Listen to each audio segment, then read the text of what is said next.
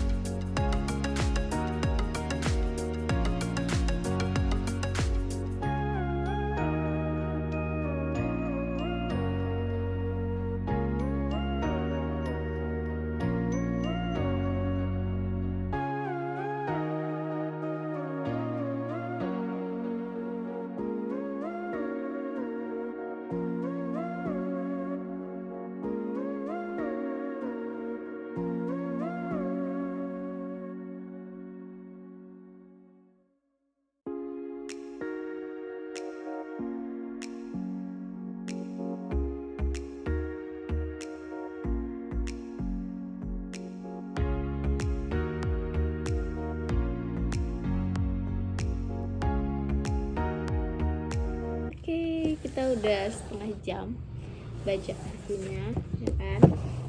Alhamdulillah ya. Nah sekarang aku mau ngasih gambaran dari yang tadi udah aku baca. Nah kita lanjut dari judul-judulnya. Tadi aku baca tentang laksana puzzle. Nah jadi si judul ini atau kisah ini yang judulnya laksana puzzle itu kayak lebih ke antara pria dan wanita gitu, antara saling membutuhkannya seorang pria dan wanita. Bahkan di sini ada kata-kata pria dan wanita adalah belahan tak terpisah. Ia ibarat puzzle yang walaupun berbeda namun kehadirannya saling melengkapi. Gitu. Jadi di sini tuh kayak membahas tentang pria dan wanita, ya kan? Terus tentang apa sih, saling menghormati antara pria dan wanita, karena sesungguhnya ada beberapa hal yang tidak bisa dikerjakan oleh pria tapi bisa dikerjakan oleh wanita. Terus ada beberapa hal juga yang tidak bisa dikerjakan oleh wanita tapi bisa dilakukan oleh pria, kayak gitu. Bahkan di sini penulis juga menulis kuncinya ada pada kata kolaborasi, bukan kompetisi. Masing-masing kita diciptakan dengan kelebihan dan kekurangan. Kaum pria bukan manusia perkasa dan sempurna sehingga tidak butuh sedikit pun kepada wanita. Begitupun kita, kaum wanita, bukanlah makhluk lemah yang tak punya kelebihan apapun. Oke. Jadi emang kita harus saling ngehargain gitu antara pria dan wanita dalam segi apapun, ya kan? Karena ya tadi ada hal yang bisa dilakukan oleh wanita tapi tidak bisa dilakukan pria, ada hal yang bisa dilakukan pria tapi tidak bisa dilakukan oleh wanita, kayak gitu. Terus ada judulnya Kita Bukan Siti Nurbaya. Nah kalau ini kayak meriwayatkan tentang Islam itu memberikan kebebasan kepada pada wanita untuk memutuskan yang menurut wanita itu baik gitu. Kalau di sini dia ceritanya lebih ke kayak pernikahan gitu. Jadi seorang wanita itu boleh memutuskan dia ingin menikah dengan siapa gitu. Bahkan ada nih, Rasulullah SAW juga pernah bersabda, janganlah menikahkan seorang janda sebelum meminta pendapatnya, dan janganlah menikahkan perawan sebelum meminta persetujuannya. Hadis riwayat Al-Bukhari dan Muslim. Jadi Rasulullah pernah bersabda, kalau misalkan seorang wanita tuh nggak boleh dipaksa untuk menikah. Jadi kalaupun misalkan orang tuanya ingin menikahkan anaknya, harus sepertujuan anaknya, kayak gitu. Gitu kalau untuk yang Siti Nurbaya tadi. Nah, terus ini yang bagus nih, tetap produktif saat haid. Nah, ini udah bener-bener kayak sering banget ya kejadian. Jangankan orang lah gitu, aku aja sendiri kalau udah haid itu kan sakit tuh. Terus jatuhnya kayak pengennya tuh cuma tiduran doang di rumah, ya kan, di kamar. Tiduran doang di kamar kayak ngerasain sakitnya gitu.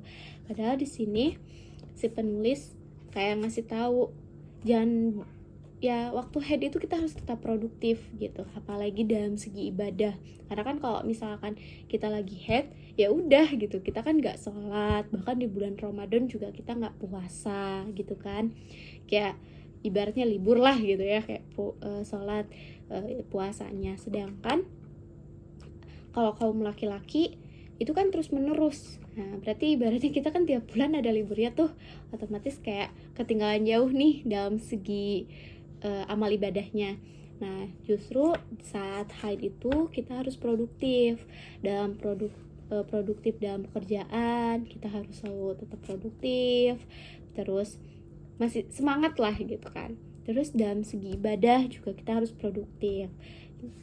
Jadi kayak walaupun lagi haid kita harus tetap mencari pahala gitu, entah itu dengan berzikir, ya kan, terus beristighfar, terus membaca buku-buku yang bermanfaat, bersedekah gitu.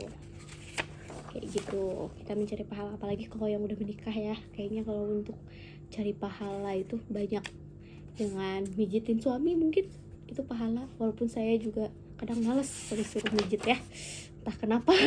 memijit memijit suami itu kayak pekerjaan yang agak rumit ya. Ya tapi intinya saat head kita harus produktif ya, kayak gitu. Kita curhat ya jadinya. Nah terus bab berikutnya, judul berikutnya, tulang rusuk. Nah kalau ini udah jelas banget ya, kalau misalkan wanita itu merupakan tulang rusuknya seorang pria. Bahkan memang di sini juga mungkin udah ketebak sih ya, kalau untuk yang tulang rusuk ini kayak lebih banyak membahas tulang rusuk itu bengkok kan. Jadi nggak boleh kita, atau untuk seorang pria tuh nggak boleh untuk mencoba meluruskannya secara paksa gitu. Jadi kayak lebih memberikan kesempatan kepada pria untuk lebih bersabar menghadapi seorang wanita, kayak gitu sih. Kalau untuk yang tulang rusuk itu perumpamaannya kayak gitu. Karena di sini masing-masing kita punya peran sosial. Allah menciptakan laki-laki dan perempuan bukan untuk dibeda-bedakan, kemudian dizalimi perbedaannya di alam ini, kayak gitu. Jadi karena kan kalau misalkan laki-laki sebagai imam nih, sebagai imam keluarga, terus si istri itu kan sebagai makmumnya. Akhirnya laki-laki itu memaksa istrinya untuk memaksa secara mendidik, tapi dengan istilahnya dengan paksaan gitu, kayak gitu. Akhirnya membuat si tulang rusuk itu patah gitu. Jadi cara meluruskan si tulang rusuk yang bengkok itu harus dengan kesabaran, kayak gitu intinya. Terus justru tak boleh sama. Nah kalau yang ini, Allah itu kayak ngasih sebuah keadilan yang menurut manusia itu kayak nggak adil gitu. Kayak harusnya kan disamaratakan gitu, kenapa harus dibedakan, kayak gitulah kalau untuk secara emosionalnya seorang manusia, kayak gitu. Padahal justru ini lebih ke ngebahas waris sih, karena kan kita tahu sendiri ya, kalau misalkan waris seorang wanita itu setengah dari yang didapatkan oleh pria gitu. Jadi ibaratnya kalau pria dapat 10 ya kita dapatnya 5 gitu. Sedangkan kan kalau ibaratnya seorang manusia, secara perhitungan manusia, kok nggak adil kan gitu, kok nggak adil sih gitu. Nah, lebih ke ngebahas kayak gitu. Padahal itu adalah hal yang udah benar-benar adil, karena ya betul lah, kita juga udah paham, kita juga udah pada ngerti semua kalau misalkan yang namanya laki-laki harus menafkahi, ya kan, tanggung jawabnya lebih banyak, berarti kebutuhan dia lebih banyak. Akhirnya dalam segi waris pun mereka mendapatkan lebih banyak dibandingkan seorang wanita, kayak gitu. Mungkin itu aja sih untuk saat ini. Kita baca bukunya, jangan lupa kalian selalu baca buku juga, minimal sehari 30 menit ya. Kita bareng-bareng lagi baca, ketemu lagi nanti, kita bakalan baca-baca lagi karena masih banyak. Ya jangan pada nuntut kok nggak beres-beres sih, jangan kayak gitu ya, karena kita sambil baca sambil belajar gitu. Oke, makasih. Assalamualaikum.